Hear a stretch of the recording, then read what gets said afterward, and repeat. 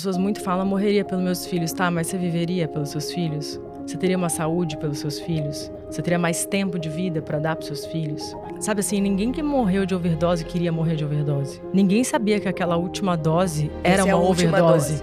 Ninguém sabia que aquela dose de todo dia, de repente naquele dia, foi over. Então nunca são aquelas mulheres que vieram para perder 2 ou 3 quilos. Enquanto você não chegar ainda na tua sensação de isso tá maravilhoso para mim, não é se acostumar a ter dor de cabeça 3 vezes na semana porque você tinha 7. Não é se acostumar a acordar 2 vezes à noite e achar que é bom porque você acordava 4. O certo é você não acordar à noite, é você não ter dor de cabeça nenhum dia, teu corpo funcionar em plenitude. Então se a gente ainda não tá lá, tem sempre um passo a mais que a gente pode dar para chegar nesse nível.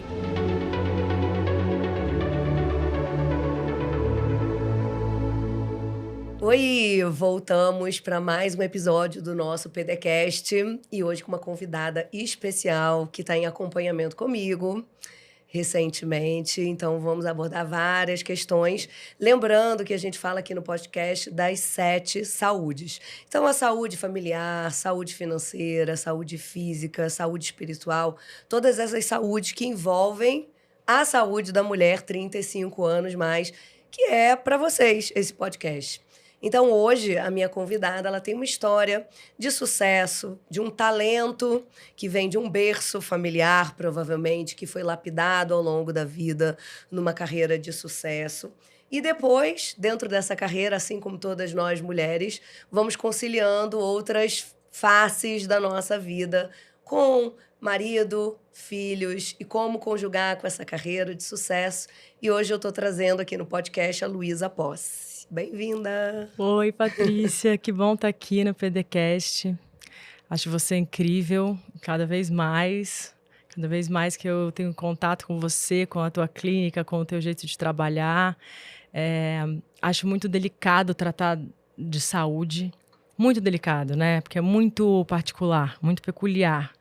E quando o médico se propõe a também ouvir o paciente, levar em conta e ter tratamentos que você nunca ouviu falar, assim, eu estou encantada. Obrigada. Que bom, muito bom poder cuidar de você e a gente poder trazer o privilégio da tua história, que é inspiradora para grande parte das mulheres que vai estar aqui. Eu acredito que eu tento trazer temas que são relevantes e eu acho que talvez o maior desafio da vida da mulher hoje é ela entender que ela não é um papel ou outro papel, mas que ela pode ser tudo que ela quiser ao mesmo tempo, com todas as falhas, com todos os altos e baixos que a vida, até de uma artista como você, deve ter trazido também. Então, acho que o nosso objetivo aqui é a gente poder dividir todas essas construções que você precisou fazer para ser a Luísa de hoje, que é mãe, esposa e cantora, e que também teve um encontro de fé ao longo da tua história.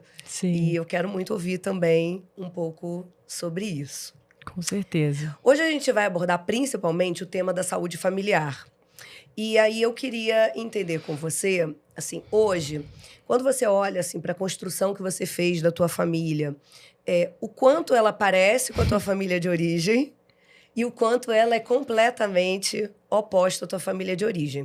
Para quem não sabe, Luísa é filha de Zizi Posse, que é uma mulher muito famosa, foi muito famosa na década de 80, principalmente. Eu sou dessa época, eu sou de 1979, então me lembro muito pequena. 80, 90. 80, 90, então eu me lembro, assim, da minha adolescência e da minha infância, ouvir muito falar dela. Teu pai também foi uma pessoa importante no cenário artístico. Então, como que foi ser filha de 2 pessoas importantes nesse cenário? Como que era estruturada essa tua família em torno da música, da vida artística? E onde você ficava no meio disso? Então, muito bom você me perguntar tudo isso, porque eu tenho falado muito sobre isso, principalmente na minha palestra Prosperidade 360, que faz parte do meu podcast também. A família de um artista, primeiro que assim, tudo que acontece na vida de uma pessoa pública é público, né? Eu nunca tive direito a ter uma vida privada. Meu primeiro dia da minha vida, eu estava na capa de todos os jornais do Brasil. Então, assim, cada passo meu era um passo público. cada passo de erro, de acerto. E a vida de um artista, e até hoje, né, com essa coisa do influencer, da era digital, ela sempre tem dois lados, né? O lado que as pessoas veem e o lado real, né? Daqui para cá da câmera e daqui para trás da câmera. Então, a minha vida familiar de infância era muito bonita a história, né? Porque meu pai era músico da minha mãe e virou empresário da minha mãe, produtor da minha mãe, eles faziam tudo juntos.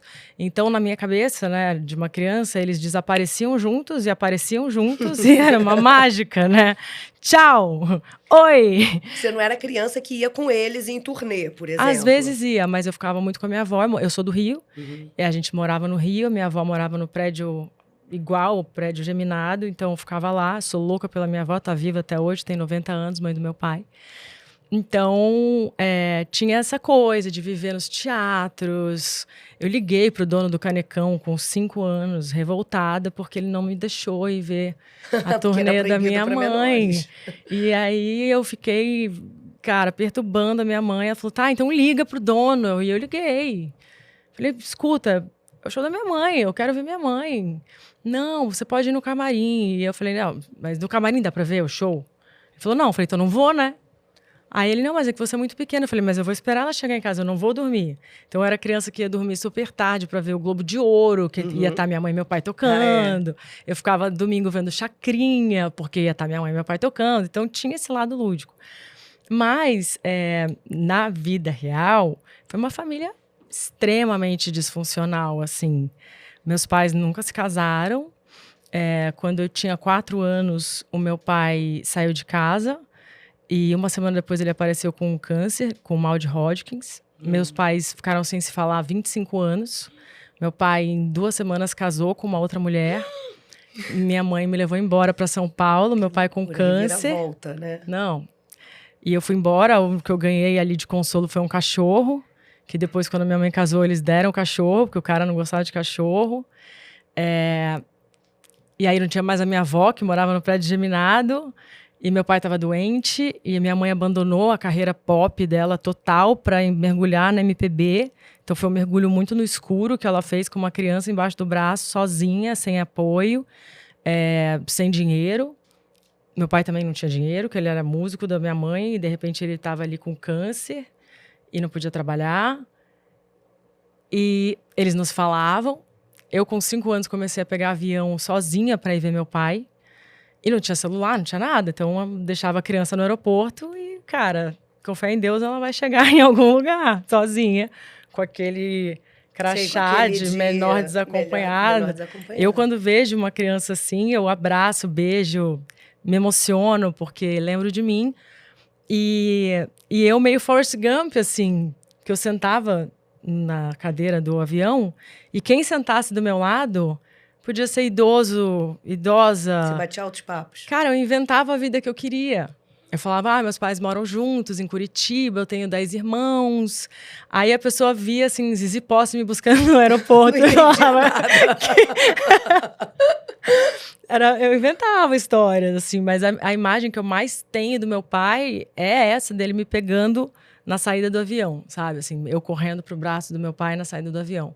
E eu não me importava com nada de pegar avião sozinha, contanto que eu visse o meu pai, que era a paixão da minha vida.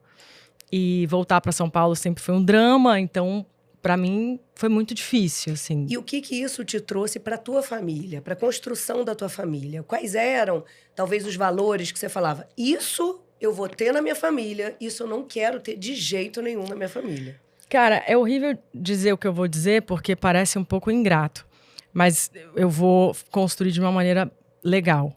Primeiro que eu sei que a minha mãe e o meu pai me deram tudo que eles podiam e o que eles não, o que eles não podiam. Segundo que eu sei que quando você é vítima de traumas, você é vítima de pessoas que também foram vítimas. E que pessoas que também foram vítimas e que foram vítimas, e esse cordão não tem fim. Né? Essa descendência da gente, ela não tem fim. E isso, para quem não está familiarizado com essa descendência informacional, isso diz respeito a histórias que a gente carrega de outras mulheres ancestrais da nossa família, muitas vezes, que também tiveram histórias que foram marcando a nossa história. Só que é como se fosse uma rede de Wi-Fi invisível. É Você isso não mesmo. enxerga. Você simplesmente tem um comportamento que tem a ver com a tua mãe, com a tua avó, com a tua bisavó e com até 7 gerações para trás dessa mulher na tua família, né? Então, eu acho bem interessante você ter essa visão, porque isso deixa a gente, às vezes, um pouco mais em paz, que não é uma escolha. Muitas vezes... Não, pelo contrário. É um- Quando você ganha o conhecimento, você descobre que você tem escolha, que é uma coisa que você não sabia que tinha. Ah, sim, mas que muitas vezes não é por maldade, não, exato. é por não saber. Assim, para vocês se contextualizarem, assim, a minha mãe, a minha avó, a minha bisavó veio da Itália, mãe da parte da minha mãe. A minha avó, muito pequenininha, falou para ela: eu quero tocar piano. E eles não tinham dinheiro. E ela falou assim: você vai tocar piano lá no tanque lavando louça. Então botou minha avó para lavar louça com 4 anos. O que a minha avó fez com a minha mãe quando minha mãe tinha 4 anos? Botou na aula de piano. O que a minha mãe não fez comigo quando eu fiz 4 anos? Não botou na aula de piano. O que eu fiz com meu filho quando ele fez 4 anos? Botei na aula de piano. E vamos ver o que ele vai fazer com essa informação. Uhum. Mas eu comecei a fazer terapia com 8 anos, porque eu desenvolvi uma crise de pânico. Pudera, né? Não tinha outra escapatória. Tinha uma válvula de escape que tinha que sair por algum lugar. Por algum lugar. E eu tive uma crise de pânico muito severa, assim, com muitos efeitos colaterais. E aí eu tive que fazer terapia, o que foi incrível. Então eu comecei minha terapia com 8 anos e com 41 tive alta. Com 41 tive alta é ótimo. É ótimo, né? Parei em vários momentos, mas assim, foi bem extenso isso e foi muito importante para mim. Mas quando eu criei minha família, que eu também não sabia que eu ia criar, porque eu era uma pessoa muito solta nesse mundo, e eu queria ter um namorado, eu queria ter um marido, mas não queria ter filho. Paguei vários micos de vários programas de televisão, falar, não vou querer ser mãe e tal. Aí volto lá com meus 2 filhos, meu enteado. Mas basicamente, Patrícia, eu olhei e falei, cara, a história termina em mim. O trauma termina em mim. Os fracassos terminam em mim. Eu vou quebrar essa corrente. Que poderia vir para a sua geração de descendentes. Assim, a minha avó paterna, né? A minha bisavó paterna foi trocada por outra mulher. A minha avó paterna foi trocada por outra mulher. Ela teve só filhos homens. Mas, você entende? Eu entendo perfeitamente. Então, pra mim, eu falei, eu vou parar, essa história vai acabar aqui. Então, quando eu casei com o Cris, outro dia até encontrei uma amiga minha, muito querida, que veio de um noivado, que terminou o noivado, sabe aquela frustração horrível, né? Você ficar noiva e antes do casamento você termina. E ela falou assim, poxa, você e o Cris, né? Era pra ser, deu certo. Isso era uma balada, 3 horas da manhã. Eu podia falar, valeu, beijo, tchau. E eu me deu um negócio, falei, não era pra ser. Não é assim. Não deu certo sem querer. Não foi uma coisa ao acaso. Sabe, a vida não é ao acaso. A vida é intencional. A gente tem que ser intencional com as nossas escolhas. A gente tem que ser intencional com as coisas que a gente quer pra nossa vida, com os nossos pensamentos, com as nossas falas, com as nossas ações. Então, assim, eu e o Cris não era pra ser. A gente se conheceu, a gente nem curtiu, a gente não se curtiu, assim, como homem e mulher, a gente ficou muito amigo. E aí, quando a gente resolveu ficar, o Cris tem um filho, esse filho tinha 6 anos na época, então eu virei madrasta, e eu tive uma madrasta, e foi uma das piores coisas que aconteceu na minha vida. Então eu me tornei madrasta. Antes de ser mãe. Antes de ser mãe, de um pai que super escolhia o filho. Então eu me vi diante do meu passado, e aquilo era estranhíssimo para mim. Eu não consegui lidar a princípio. O Cris tinha tudo para desistir de mim. Eu tinha tudo para desistir dele, por falar, cara, não vou saber lidar. E ele também, tem um filho aqui, valeu. E a gente se escolheu nessa confusão. A gente se escolheu. A gente falou, não, a gente vai resolver isso juntos.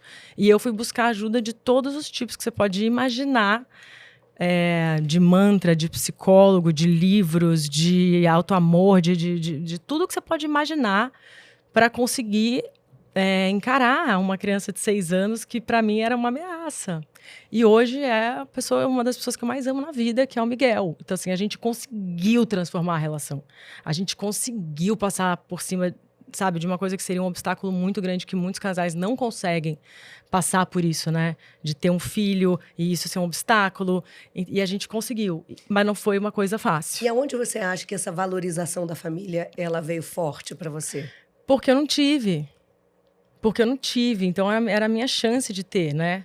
Era a minha chance de ter. E quando eu encontro um homem disposto a lidar com os meus defeitos, com os meus erros, comigo nua e crua, sem maquiagem no melhor sentido da palavra, né? Assim, sem... Eu nunca maquiei pra ele. Ah, não, eu tô lidando bem. Eu sempre fui muito honesta, eu sou muito honesta com os meus sentimentos, muito honesta. Então, eu sempre fui muito honesta com ele. E ele, de olhar e falar, tá bom, mas eu não vou desistir. Nós vamos conseguir passar por isso juntos. E aí, eu engravido do meu primeiro filho, fico doida de hormônio, louca de hormônio, porque os hormônios, cara, do meu primeiro filho, eu olhava para as pessoas e falava assim, vem brigar comigo, eu pensava. Vem brigar comigo, vem. E ele aguenta também essa fase, que não foi fácil para ninguém, não foi fácil para minha mãe, não foi fácil para meu pai, não foi fácil para ninguém, foi fácil lidar comigo grávida do primeiro filho. Então, assim, quando as pessoas hoje falam, nossa, você e o Cris, era para ser tão bonitinho, cara, não é assim. Mas, assim, eu não ia abrir mão daquilo que era a minha família. E aí nasce meu primeiro filho, a gente começa a ter um monte de crises, porque meu marido bebia, tinha crise de ciúme, então eu tinha tudo para pegar isso e ir embora também. Eu tive tudo para ir embora, ele teve tudo para ir embora. A minha terapeuta falava que eu namorava com o carro ligado. Qualquer coisa, entra no carro e vai embora. Eu tinha um apartamento, ele tinha um apartamento, sabe? A gente... Vocês se enchiam de seguranças do tipo, se eu precisar sair, eu tenho escapatória. Exatamente, até que a gente, né, como diz várias músicas lindas, inclusive do Chico Buarque, queimei meus navios, né? Queimei meus navios, não tinha mais para onde voltar. Então, quando eu queimei meus navios, eu falei, não, eu vou ficar aqui e esse casamento vai funcionar. E essa relação vai funcionar. E essa família vai funcionar. E funcionou. E foi com terapia que você começou a ter esse desejo de ser mãe? Foi nessa descoberta do amor pelo teu enteado? Como é que surgiu? Porque você disse que... Você até falava que aceitava, de repente, ter um namorado, meio que ter uma vida de liberdade, mas que filhos não estavam no script. Aonde veio o desejo? O Cris falava muito assim pra mim, poxa, você vem de uma família que tem tantos dons, tantos talentos, e você realmente não... Vai parar em você. Vai acabar em você. Você vai deixar isso morrer e não vai deixar nada no mundo, assim.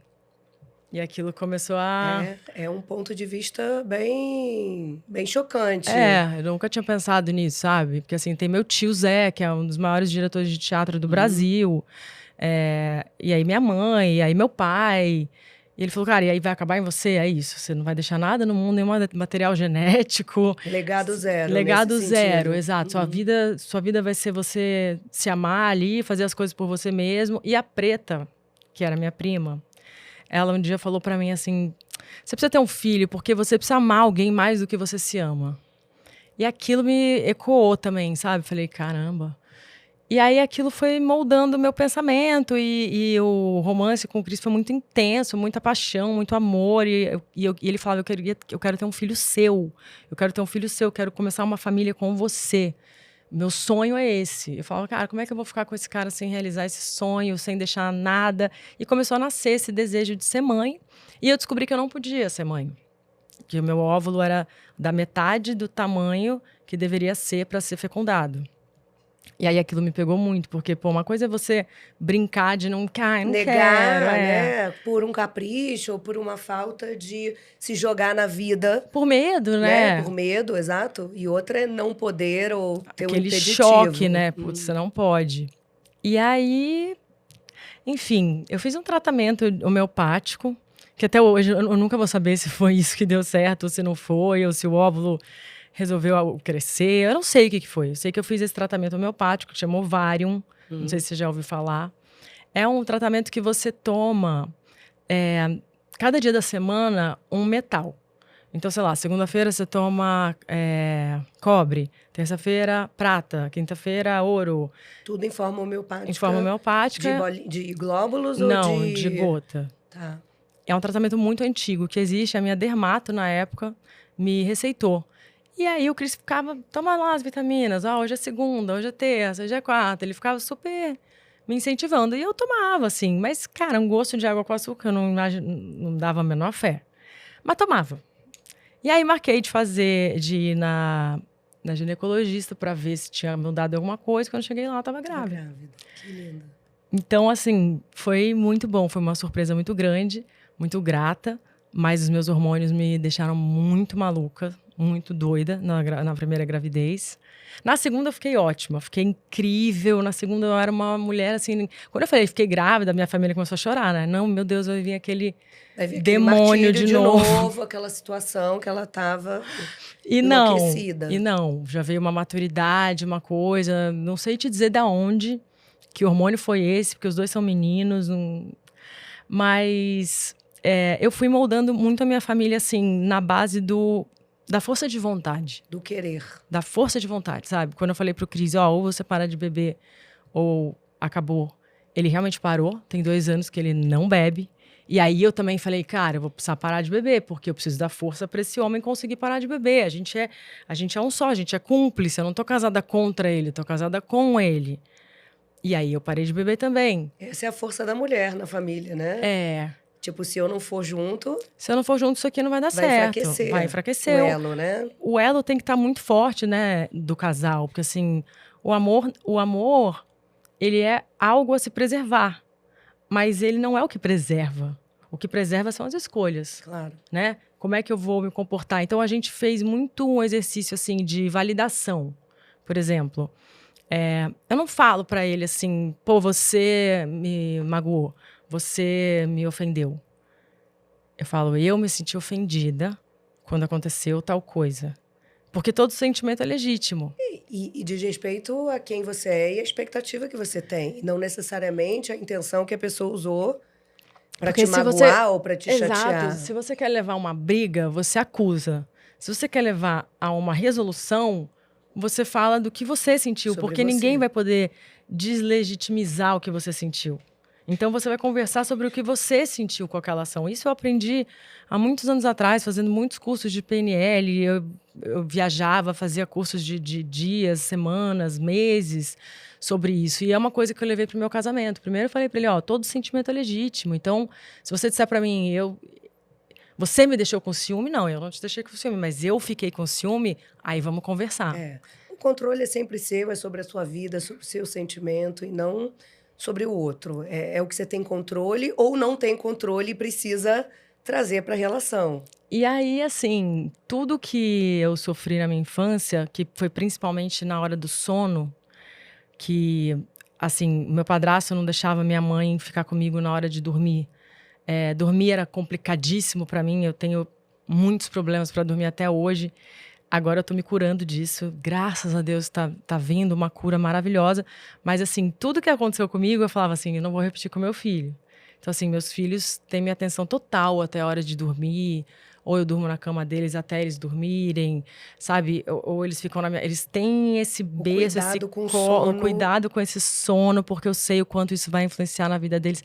Mas também sei que depois eles têm que ir para a cama deles, porque eu tenho que assumir meu papel de mulher na relação e eu tenho que estar com o Cris enquanto casal. Então, é sempre um equilibrar de pratos, sabe? Viajei com as crianças e com o marido e tudo, e com o Miguel e todo mundo. Agora eu vou viajar só eu e o Cris, porque eu preciso ter esse tempo, né? A gente não pode relaxar. A gente pode descansar, mas a gente não pode relaxar em relação às nossas funções. E sabe o que é bem bonito de ouvir?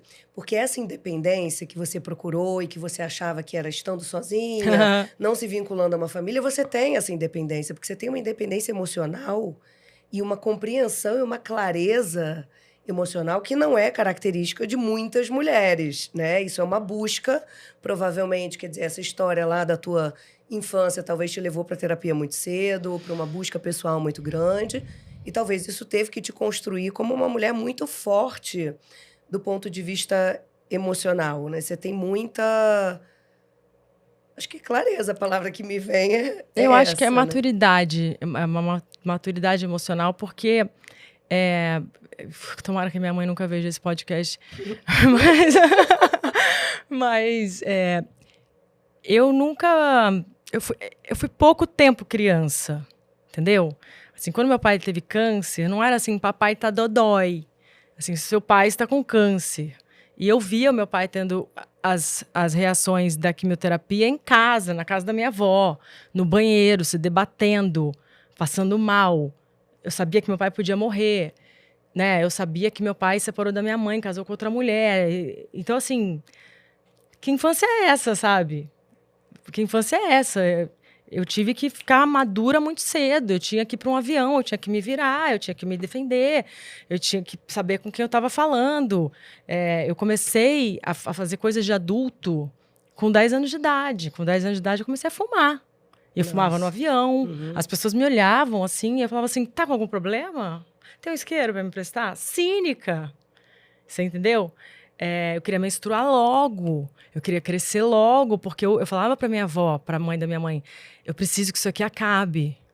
Eu preciso que isso aqui acabe logo. Eu realmente preciso crescer. Eu preciso... E eu falava isso para ela. O dia que eu fizer 18 anos vai ser o dia mais feliz da minha vida. E minha avó era italiana e ela falava assim: não, linda, não me fala assim, linda. Quando você crescer, você me vai querer voltar a ser criança.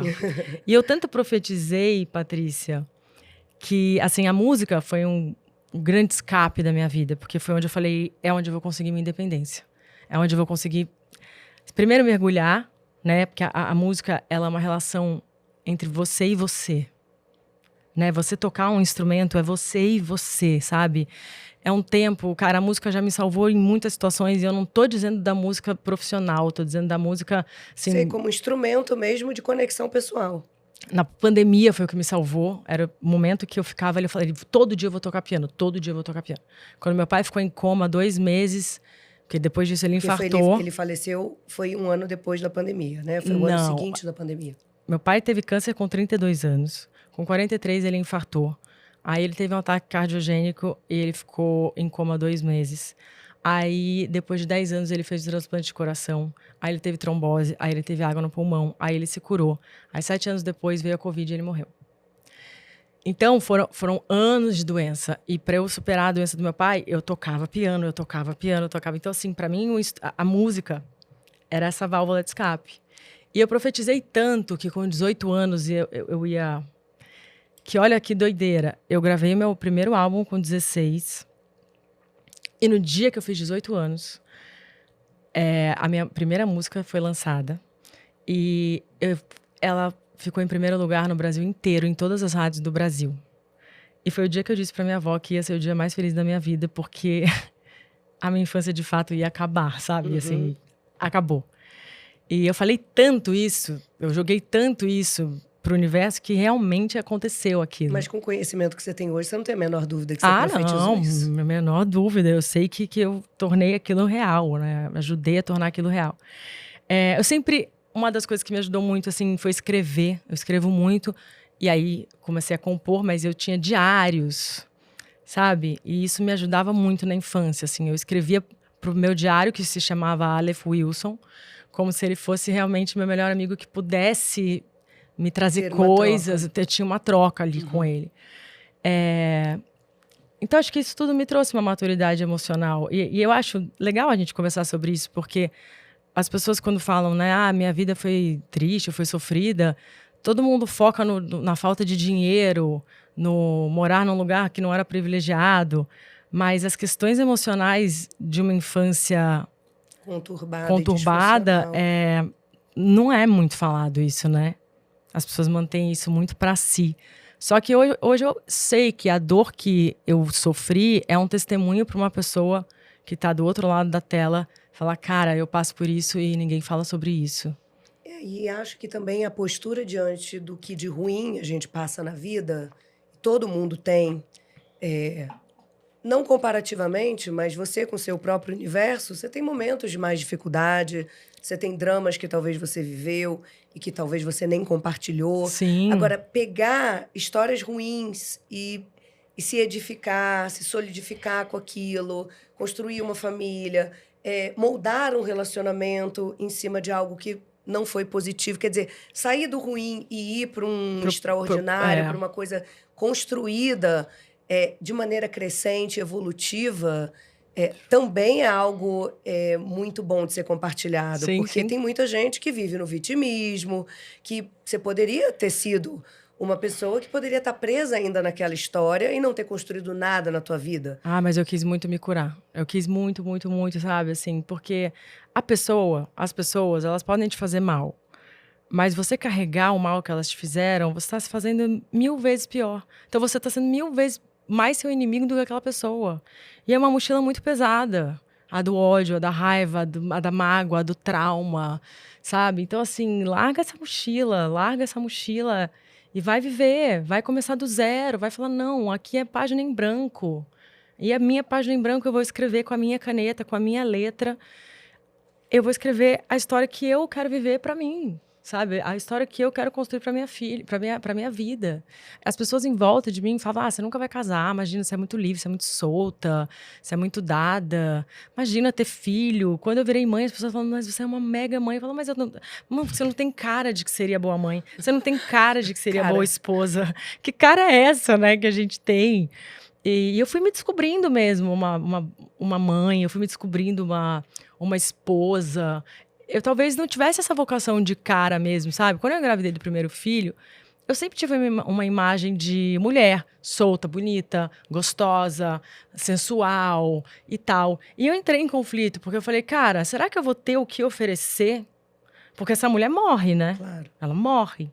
E quando eu for mãe, será que a pessoa que eu vou virar vai ser uma pessoa legal, relevante, que tem algo bom para passar?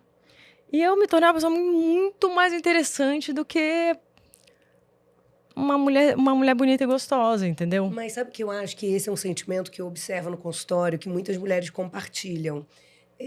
A mulher acha que se ela não era muito maternal, se ela não era aquela mulher que já tinha o nome dos filhos, já sabia Aham. quantos filhos e com quem ela ia casar, aquele amor romântico da infância e da adolescência, ela acredita que ela não tem vocação para esse papel, né? Eu mesma, eu tinha muita clareza de que o meu objetivo de vida principal seria ser profissional, até Idem. ter a vontade de ter os filhos e me tornar uma boa mãe para esses filhos, independente da minha carreira que continua. Então, o fato de eu não ter tido o desejo de ter Davi, Léo e Nina ninados com 5 anos de idade ou com 7 anos de idade no meu colo, isso não fez de mim uma mãe que não seria uma excelente mãe. Porque eu acho que a gente tem essa construção mesmo que ela é diária, e muitas mulheres acabam meio que se punindo por não ter tido esse desejo inicial. Mas eu entendo que a maternidade é essa construção mesmo. E muitas vezes você fala, poxa, eu me acho uma excelente mãe. Mas aí no dia seguinte, de repente, você fala, poxa, hoje Nossa, eu eu sou a pior mãe do mundo. não... Hoje eu já fui péssima mãe. E eu acho que, assim, tá acontecendo um fenômeno, né, que eu até li bastante sobre isso, da gente... a gente tá começando a perder o desejo de sermos super mulheres. A gente tá começando a aceitar a nossa condição de humanas. Mulheres mais De reais. mulheres reais, de seres humanos, né? Somos humanos, somos falhos, somos pecadores.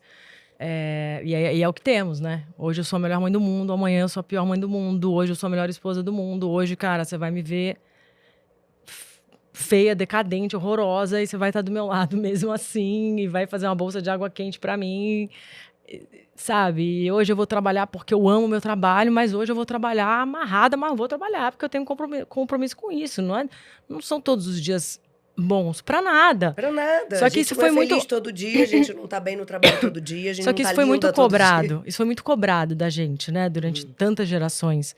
E eu acho que agora a mulher tá conseguindo entender que ela não vai, entendeu? Que ela não vai ser isso o tempo inteiro. Que é pedir demais. E quanto essa compreensão tua tem a ver com a tua aproximação com a religião? Não acho que a religião, não. Não acho que a religião, não. A religião acho que é uma coisa até difícil de falar, porque a religião envolve muito o homem, né? E onde tem o homem, tem muito erro. A gente está muito suscetível a que tenha erros, a que tenha enganos. Eu acho que é um encontro com Deus e principalmente com uma pessoa muito disruptiva, né? Que é Jesus Cristo. Porque quando você fala de Deus, Cada um tem uma imagem de Deus, né? O cosmos, partículas, universo, essa estátua, né? Deus é muito amplo, a maioria das pessoas acredita em Deus, tem uma galera que não acredita, tá tudo bem também, ninguém questiona muito Deus, ninguém explica Deus, mas ninguém questiona muito Deus. Agora você fala Jesus Cristo e assume a sua fé, muitas pessoas morrem por isso, né? Só de eu poder estar aqui falando abertamente, né? Eu creio em Jesus como o caminho, a verdade e a vida, como meu salvador, é uma coisa incrível, porque assim, milhões na humanidade morreram por causa disso e ainda morrem. E quando eu tive um encontro com Jesus, porque eu tive muitos encontros com outras crenças e fés que não me levaram para o lugar onde Jesus está me levando, sabe? Que é um lugar... Como é que eu posso explicar isso para você? De paz? Não. Não é um lugar de paz. As pessoas confundem muito Jesus com paz. E Jesus, ele veio para fazer uma revolução. Ele não veio para paz. Isso que é muito... Ele não é Buda. Jesus não é Buda. Ele não veio para essa paz toda. Ele veio para revolucionar. Então, ele deixou o Espírito Santo aqui, que é o Espírito Consolador, que ele disse, eu vou, mas o meu Espírito vai estar aqui com vocês. E o Espírito Santo, ele vai realmente te ensinando pelo Espírito as coisas. Não é através da mente, não é através da psicologia, não é através de livro, não é através de espiritualidade, é através do Espírito. Então, você aprende, você sente coisas no Espírito, você transforma a sua vida através do Espírito. Mudanças que talvez você não conseguisse ter de nenhuma forma, mas que pelo Espírito você consegue se transformar. Um exemplo. Eu sempre fui muito individualista, porque eu fui criada para isso. E eu fui criada assim. E, né, sobrevive aí. Solta, sozinha, independente, solta, sozinha. Toca aí. Depois eu fui morar sozinha com 21 anos, aí voltei para São Paulo sozinha e tal, amigos. Mas muito individualista, sabe? E depois que eu comecei a caminhar com Jesus, porque não é um encontro, né? Encontrei, falou, valeu. Não, também é uma decisão. É uma escolha. A escolha que você fez de estar casada todos os dias. E assim, agora eu vou entrar até numa área sua. Porque quando você treina a sua alimentação, você não está treinando só a sua alimentação. Você está treinando, cara, um autodomínio. Um domínio da tua mente em relação aos teus desejos, sabe? E isso Jesus prega muito. Que é o autodomínio em relação à carne. Você viver pelo espírito e não pela carne. Então, quando você está treinando ali todo dia, eu não vou comer esse brigadeiro, porque ele não vai me fazer bem. É uma coisa pequena, uma coisa... Cara, mas essas coisas pequenas, elas vão fazendo você ter uma mentalidade muito diferente. Então, assim, eu sempre fui uma pessoa muito individualista. Mesmo mãe, aí você vive ali para aquele teu grupo, né? A tua casa. Eu comecei a sonhar com primos... que eu não falava assim há 10 anos. Comecei a sonhar com essas pessoas. E senti uma falta deles muito grande, sabe? E uma vontade de amar eles, de trazer eles para perto. Cadê meus primos, meus tios? Nossa, o filho do fulano fez aniversário. E ele é importante. E eu quero saber da vida dele. E ele é importante para mim. Ele faz parte da minha vida, da minha descendência, da minha árvore. E essas pessoas são importantes, sabe? Então, esse amor começou a me constranger. Porque aí não era mais um amor da minha casa, sabe? Eu sempre doei pro orfanato, mas eu nunca fui lá.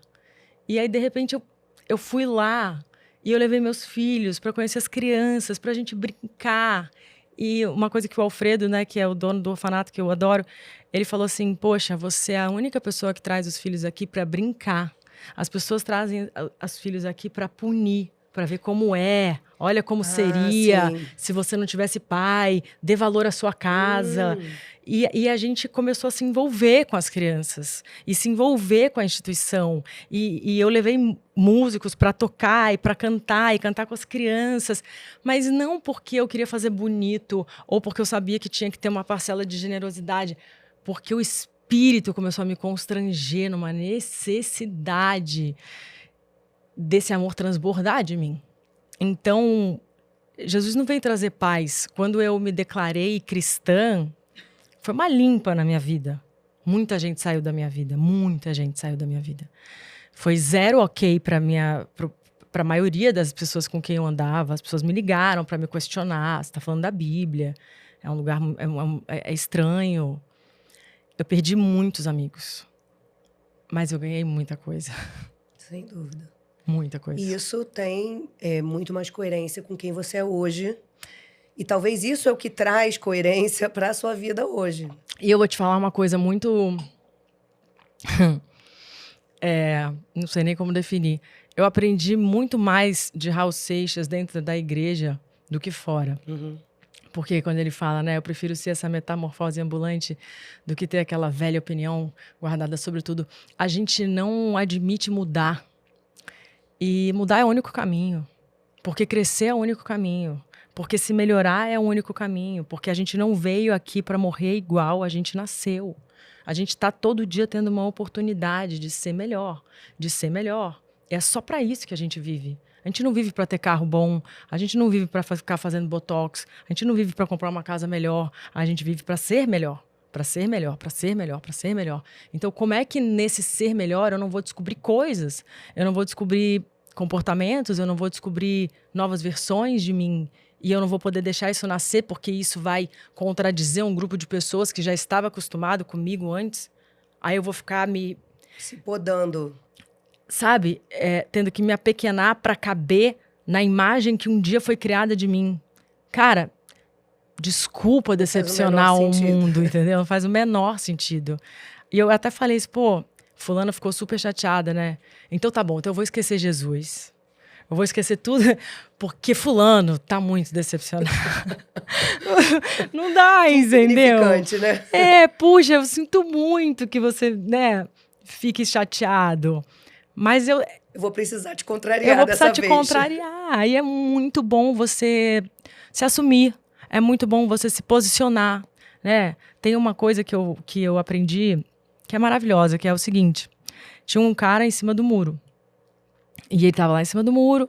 E de um lado tinham os anjos que ficavam assim, vem pra cá, vem pra cá, vem pra cá, vem pra cá. E do outro lado estava Satanás sentado assim na cadeira de boaça, sem falar nada. E o cara em cima do muro falou, por que os anjos querem tanto que eu vá para um lado e você tá aí na cadeira e você não pede para eu vir para cá? Ele falou, porque esse território que você tá aí em cima do muro já é meu. Já é meu, né? Eu não preciso lutar por você. Então é muito bom, sabe, Patrícia, estar posicionada. E quando eu referi a paz, é nesse sentido, é de se entregar ao que verdadeiramente tem dentro do seu coração, dentro daquilo que você aprende, entregar a tua vida. Não, nesse sentido, com certeza é paz. É no sentido interno de você, tipo, a vida é o que é do jeito que você quiser que seja, eu entrego as suas vontades e eu não controlo. Eu não controlo mais. Não, eu acho que todo mundo que busca por Jesus, busca exatamente porque chegou no limite de não aguentar mais querer controlar tudo. Todo mundo que chega, né, pode ser através de porque chegou num limite de droga, porque chegou num limite de surto psiquiátrico. Todo mundo que chega em Jesus chega porque chegou num limite. Ninguém chega em Jesus à toa. Todo mundo chega porque chegou num limite e fala, eu não aguento mais.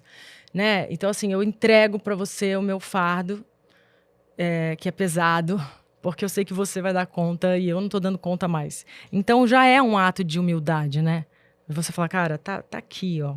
Resolve, porque eu não vou saber resolver. Todo mundo que chega nesse limite.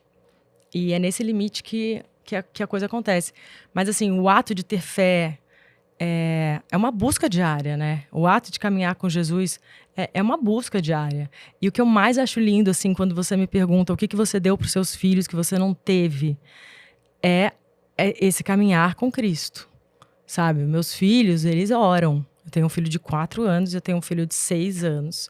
Quando a gente não ajoelha para orar, ele fala, a gente não orou hoje, vamos lá. E eles oram, assim... Cara, é muito emocionante, assim, porque meu filho... Não dá para entender de onde vem, mas assim, eles pedem. Eu quero ver a história de Jonas, eu quero ver a história de Davi. Hoje eu fui na escola conversar para saber deles, né, a reunião, e a professora do meu filho mais novo falou assim, que por 3 vezes ele disse na sala, eu tô sentindo a presença de Jesus aqui. Olha. E que isso começou a acalmar ele, que ele era muito... Ele queria falar na frente dos outros, ele não esperava a hora de ninguém.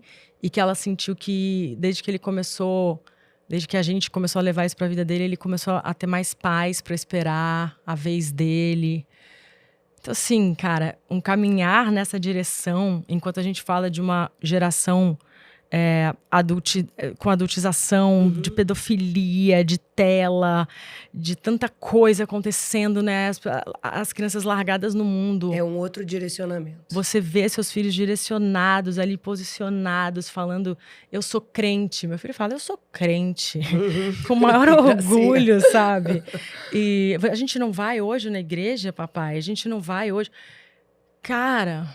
Eu fico muito feliz, sabe? É um direcionamento. E Jesus fala, né? Ensine as crianças no caminho, porque aí eles não vão se desvirtuar dele.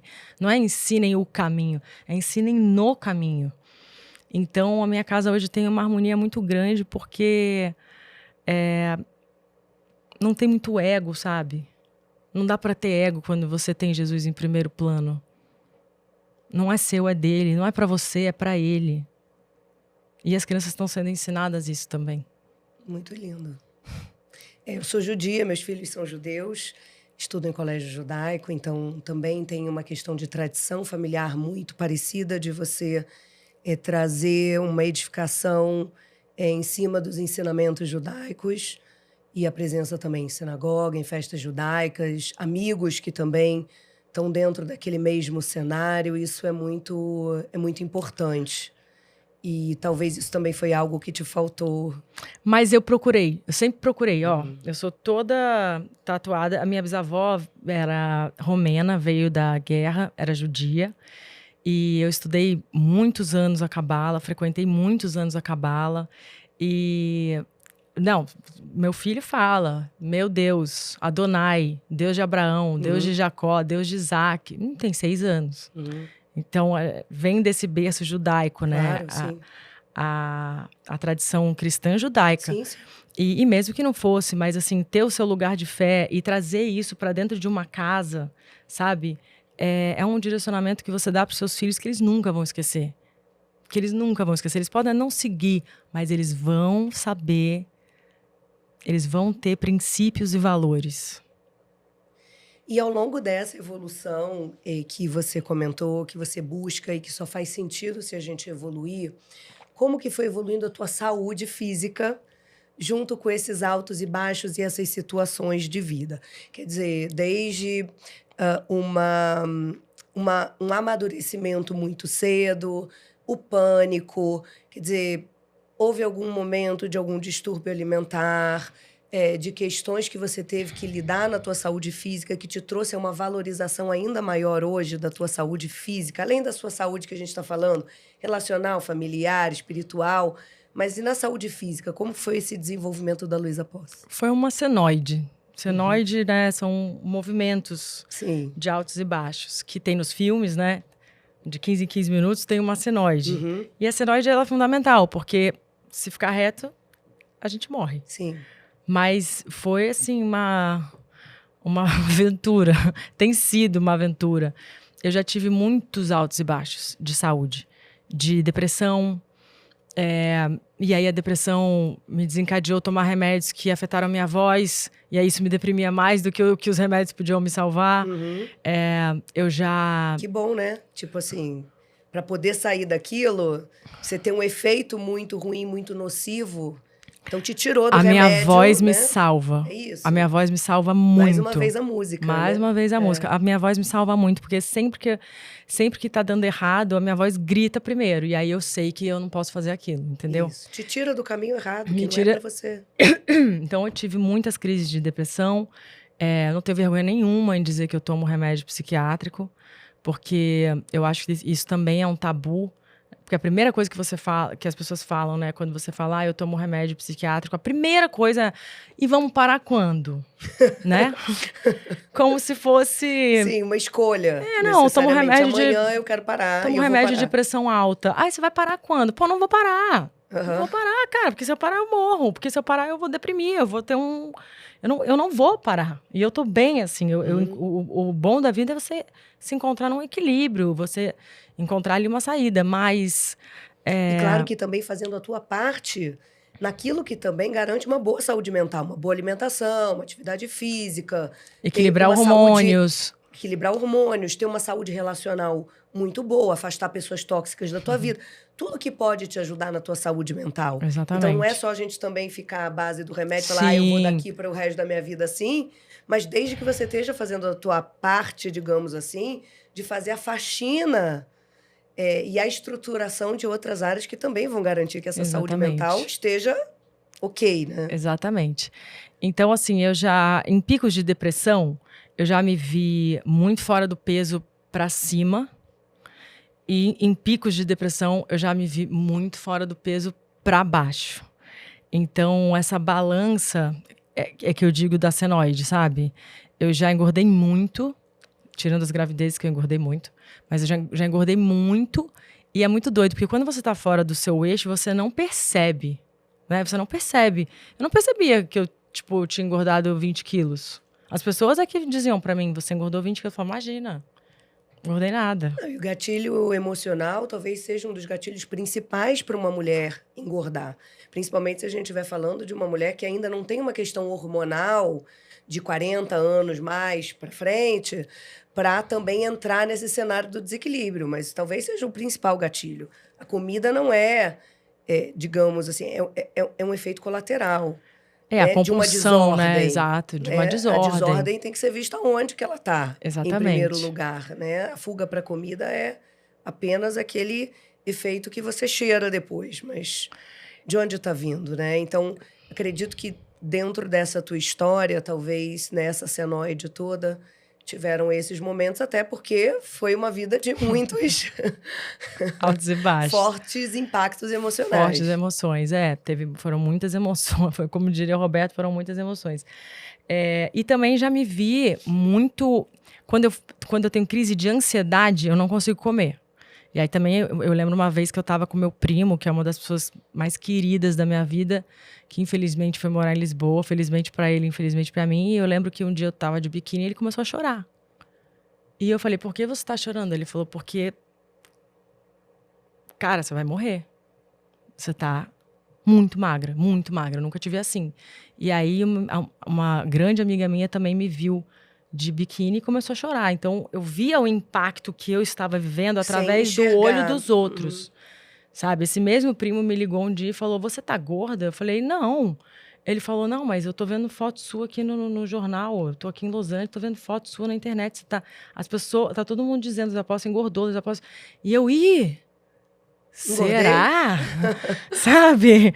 Quando você fala, não, tô um pouquinho inchada, você vai dando desculpa pra você não quer olhar o que você tá fazendo, você não quer olhar, né? Assim, às vezes você tá vivendo uma mega alergia de glúten, de lactose, eu já passei por isso em 2011, eu tive uma baita crise alérgica, de inflamação, e também não queria olhar pra isso. Até que chega uma hora que você é obrigada a olhar, né? Que você passa num médico que fala, te sacode, você é obrigada a olhar.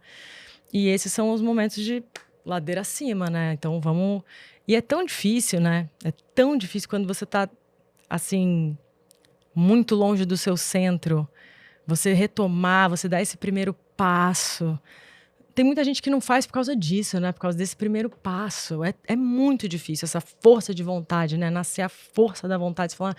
O TBC, o famoso TBC, tira o bumbum da cadeira, né? Então, esse impulso inicial, às vezes, para você sair da zona do conforto desconfortável, Exato. é muito... Realmente, muitas vezes, você precisa ir acompanhada de alguém que você tenha confiança, de alguém que te parece ser uma pessoa séria, alguém que você tenha empatia. Você sabe, até hoje eu me peso de costas. Uhum. Eu não gosto de olhar meu peso, não gosto de saber quanto eu peso. Agora que eu tô magra, que você me botou na linha, eu tô tudo bem. Mas eu não gosto, nunca gostei. Porque me fazia mal. Porque é um tema que te remete a isso, né? A essas flutuações que a vida te trouxe e que provavelmente foram refletidas no teu corpo também. E como eu te disse lá no começo, né? Nada do que eu fiz foi privado. Então, imagina você aparecer num programa de televisão, cantando, ou sendo jurada, ou apresentando, e ter o Brasil inteiro dizendo, nossa, mas ela tá obesa, nossa, mas ela vai morrer de inanição, ela tá doente, ela tá Crueldade, né? anoréxica, ou ela tá obesa, entendeu? Então você ter o Brasil inteiro te julgando por uma coisa que nem você percebeu ainda. Isso aí era mais cruel do que, de fato, o que acontecia. E hoje, quais são os cuidados que você tem com a tua saúde física? Você é uma mulher vaidosa, até onde a vaidade te pega, até porque você é pública ao extremo ainda, então, quer dizer, aonde que a tua vaidade ainda te pega, e os cuidados com a saúde mesmo, enfim, com a tua saúde mental, com a tua saúde física, com o teu peso, com o teu corpo. Quais são os seus, digamos assim, os elementos que são importantes para você hoje? Hoje, o importante para mim, quando você tem filho, eu acho que a primeira coisa que você pensa assim, eu não posso mais morrer. Eu não posso morrer. Então, cara, pensando A urgência pela a vida. partir do princípio de que eu não posso morrer, eu tenho que, né, as pessoas muito falam, morreria pelos meus filhos, tá, mas você viveria pelos seus filhos? Você teria uma saúde pelos seus filhos? Você teria mais tempo de vida para dar para seus filhos? Então eu penso muito nisso. E aí eu faço boxe, faço funcional, faço eletroestimulação. E assim, posso estar viajando, mas eu vou Rigoroso. voltar, eu vou fazer. Meu professor sabe, eu sou psíquica, porque eu gosto de fazer, me dá prazer. E eu sei que eu tenho que fazer isso para mim, para o meu corpo. Hoje eu tenho 41 anos, então não dá para descuidar com isso.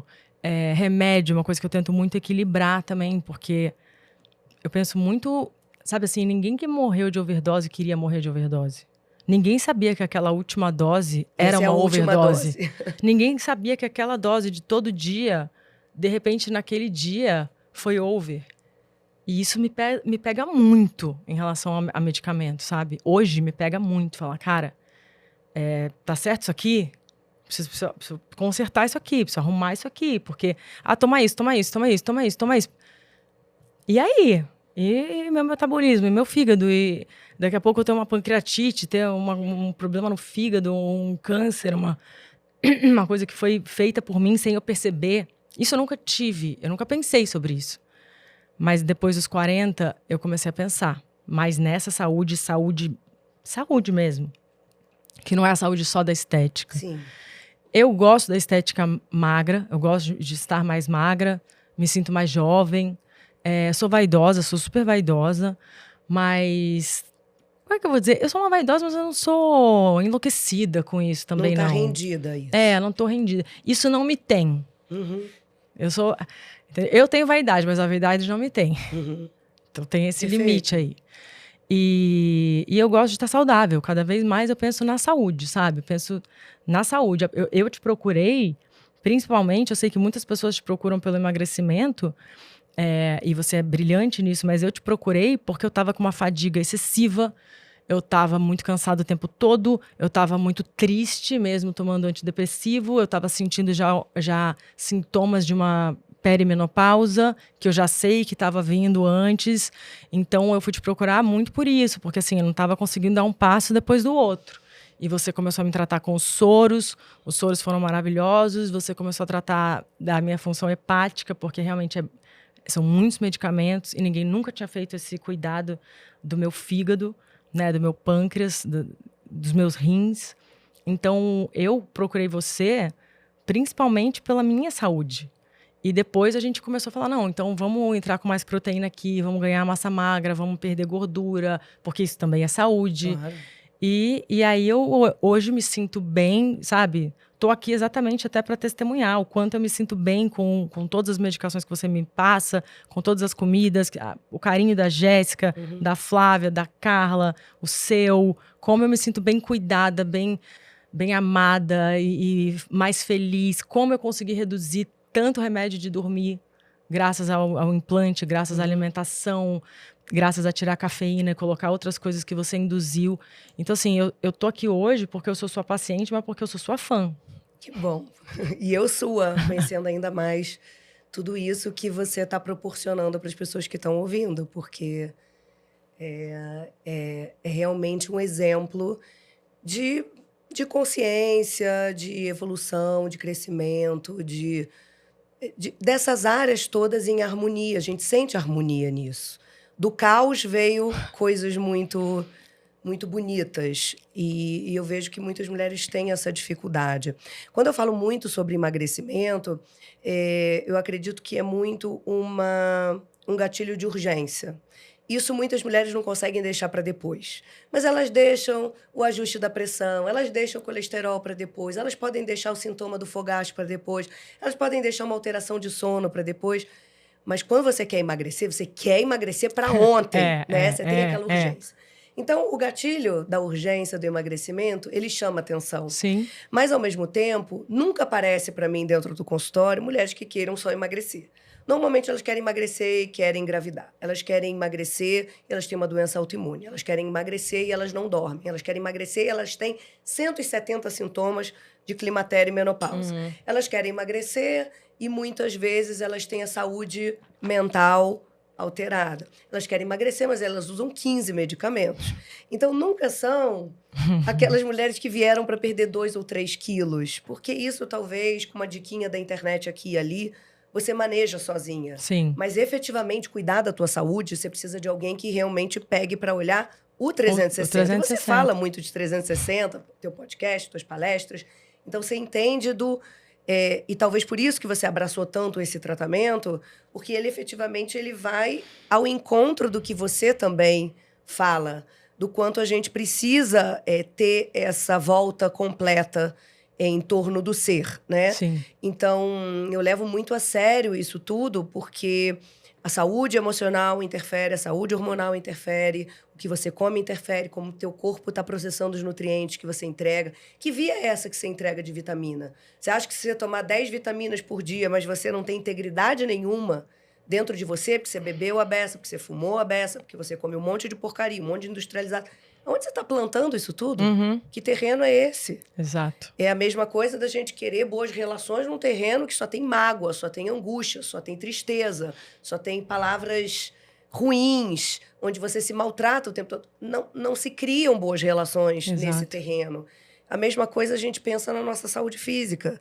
A gente tem que ter uma limpeza, para que haja sinergia entre os nossos hormônios, entre o que tem na nossa mente, entre o funcionamento adequado dos nossos órgãos. E esse é o trabalho que eu procuro fazer. E por isso que eu crio identificação com as minhas clientes, principalmente. Claro, eu tenho prazer em tratar todo mundo, mas com aquelas que enxergam a saúde em todos esses níveis e cenários, porque é assim que eu entrego o meu trabalho também. Então, está sendo muito bom essa conversa para que a gente possa também levar para as outras mulheres que talvez tenham crises, né? Um pouco de identidade, ou percebem que algumas áreas da vida estão soltas. Sim. E que tem como arrumar, tem como organizar, tem como e é muito você bom construir uma história diferente. É muito bom, assim, de verdade, assim, ter um médico, sabe? Ter um médico. Quem é seu médico? É meu médico, que é uma pessoa ali. Ah, meu médico do rim. Ah, meu médico do fígado. Pô, eu não tô esquartejada, cara. Eu sou um ser inteiro. E é muito bom saber que você tem um lugar que você pode tomar um monte de aminoácido, um monte de vitamina, um monte de coisa que te faz bem. De repente você tá feliz. De repente meu fogacho passou. De repente minha depressão melhorou muito. Sabe? Tratar de sintomas que você achava que não eram tratáveis. Minha paciência aumentou muito mais. É o que você falou, é um 360. E é incrível. É um trabalho realmente incrível. Que bom você poder usufruir e reconhecer, inclusive porque você tem essa clareza muito grande sobre você conhece muito bem. Então, a gente não ficar atribuindo nem o ruim, nem o bom ao externo. Então, muitas vezes assim, meu sono tá ruim. Meu sono tá ruim porque meus filhos acordam toda noite. Minha libido tá baixa porque eu tô casada há 15 anos. Não, eu tô melhor porque essa semana eu não tive problemas no trabalho. Não. Quer dizer, o que você tá trazendo para dentro de bom e de ruim? Que informação é essa que você traz para si para colher sintomas ruins ou sintomas bons? Então, a nossa saúde, ela também é construída dessa forma. E eu acho que, assim, o principal de recado para dar para as pessoas é que a gente, às vezes, Às vezes entra uma pedra no sapato e a gente começa a andar com ela. E aí ela começa a doer. Mas a gente continua andando. E aí tem uma hora que ela não dói mais. Mas ela tá lá. Ela tá lá. E você continua andando com a pedra no sapato. E você só percebe o quanto aquilo é desconfortável na hora que você tira o sapato e a pedra cai. E fala, meu Deus, eu nem lembrava mais o quanto tava ruim a minha vida por causa daquela pedra. Porque nem doeu, ela doía mais. Então, a gente se acostuma, a gente vai dando um jeitinho brasileiro ali, né? Ah, eu fogacho, prende o cabelo, corta o cabelo, Isso. né? Ah, tô um costume, é o triste. subótimo, eu costumo dizer. Né? É aquela pessoa que não se dá nem oportunidade de chegar no extraordinário, entendendo às vezes que cuidar da saúde é um luxo. Isso não é um luxo, isso é uma necessidade, isso é a base que vai te fortalecer muitas vezes para essa vida que você quer construir maravilhosa em vários cenários. O bom é inimigo do ótimo, né? Então, tá bom. Então vou parar aqui no bom. Isso. Não, tem que estar ótimo, tem que estar ótimo. Então, enquanto você não chegar ainda na tua sensação de isso tá maravilhoso para mim, não é se acostumar a ter dor de cabeça 3 vezes na semana porque você tinha 7. Não é se acostumar a acordar 2 vezes à noite e achar que é bom porque você acordava 4. Então, assim, o certo é você não acordar à noite, é você não ter dor de cabeça nenhum dia, teu corpo funcionar em plenitude. Então, se a gente ainda não tá lá, tem sempre um passo a mais que a gente pode dar para chegar nesse nível. E eu né? acho que, assim, o fato de você e toda a tua equipe, né? Doutora Carla também, que eu tô apaixonada por ela, a nossa Mônica Martelli do consultório. Isso. Porque, assim, eu, por exemplo, venho com um monte de peculiaridades. Eu não posso tomar um monte de medicações por causa da minha pele, por causa da minha voz. E eu já levei isso para vários outros médicos que falam assim, tá bom, E vão lá e me dão esses medicamentos. E você confia, quando você está num médico, você confia no médico, né? Você não entende, eu sei cantar, eu sei compor, eu sei falar, eu sei escrever. Mas não entendo nada de medicina. Quer dizer, entendo um pouco, porque meu pai ficou muito doente, minha mãe também. Se você quiser uma receita, até... Só me falta o CRM, na verdade. E o meu pediatra deixou lá em casa o CRM, então tá tudo certo. Louca. Mas, não, as pessoas ficam doentes, elas me ligam. O que eu tomo? Acho maravilhoso. Mas eu não sei nada disso. Então você vai no médico, você confia nele plenamente. Agora, ele também tem que confiar em você. Ele tem que confiar que ele te conhece há 1 mês e você se conhece há 41 anos. Ele tem que confiar que você sabe um pouquinho de você, que você sabe que você foi ali e doeu, que você foi ali e te fez mal. Ele tem que confiar em você, tem que ser uma troca de confiança mútua. Porque se você chegar impondo, não foi bom porque era com outro médico, mas comigo esse hormônio vai funcionar. Cara, o paciente olha pra você e fala, tá bom, amor, eu te ligo. E vai embora. Porque, cara, tem uma hora que assim, você tem que acertar. Eu já errei, confiei. Me dei mal. Tem uma hora que você fala, eu não vou tomar isso. O médico vira pra você e fala, não, você vai tomar isso. Você fala, tá bom, eu vou no banheiro e não volto mais. Então, essa relação de médico-paciente, ela tem que ser uma relação de construção de confiança mútua. Você tem que confiar também no histórico que eu tô te trazendo, né?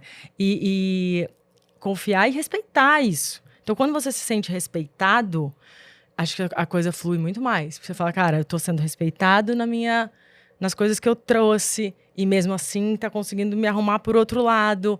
Então a coisa caminha de uma maneira muito mais fluida, né? E Lu, mensagens finais pra gente encerrar esse papo que tá maravilhoso para as mulheres que estão assistindo a gente. Gente, ser mulher é muito difícil. Muito. Muito. Todo mundo tá me ouvindo aqui sabe disso. Porque, principalmente, a gente tem que fazer tudo e manter sempre uma pose de força, de que tá tudo bem, de que a gente dá conta de tudo, de que a gente é maravilhosa, de que a gente não erra, de que a gente não... abandonem um pouco esse título de supermulher. Vamos ser super-humanos, super-humanas. Se cuidem, se tratem bem, porque... como você se trata é como a vida vai te tratar. Como você se trata é como você permite que os outros te tratem. Então, você está dando um sinal para o universo. Cada vez que você se trata bem, cada vez que você se ama. E o amor, ele não é uma palavra abstrata. O amor é é um verbo concreto.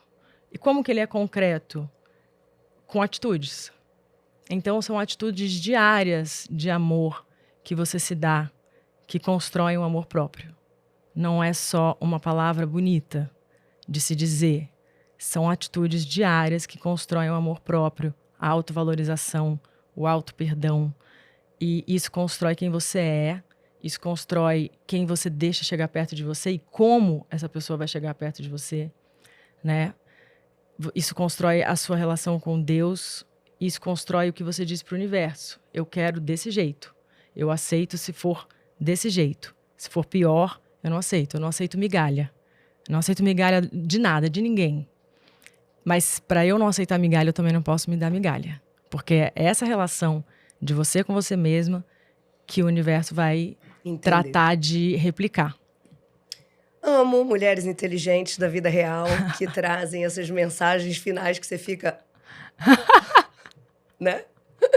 Todo mundo deve estar aí também impactadíssimo e pensando aí na sua própria vida. E a gente encerra aqui esse bate-papo com a Luísa Posse, foi maravilhoso. Adorei. Obrigada. Você é incrível, parabéns. Obrigada.